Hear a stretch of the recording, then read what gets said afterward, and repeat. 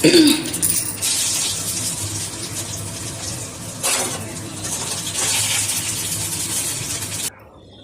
Friends, কেমন আছো তোমরা?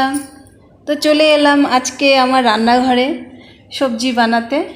তো আমাকে প্রতিদিনই তো সবজি বানাতেই হয়, তাই ভাবলাম একটু সবজি বানাতে বানাতে তোমাদের সাথে একটু গল্প করে নিই। তো তোমরা হয়তো ভাবছো যে আমি রান্নাতে খুবই তেল আর মশলাটা ভীষণ কম দিই।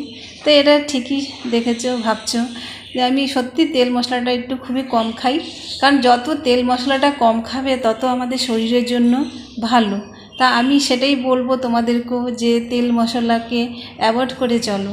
যত কম খাবে তত তুমি সুস্থ থাকবে। তা আমাদের সুস্থ থাকাটাই আমাদের সবথেকে বড় দরকার। তাই বলছি যে তেল মশলাটা একটু কম খাবে। আমি তার জন্যই আমি মশলা তেলটা কম দিয়েই রান্না করি।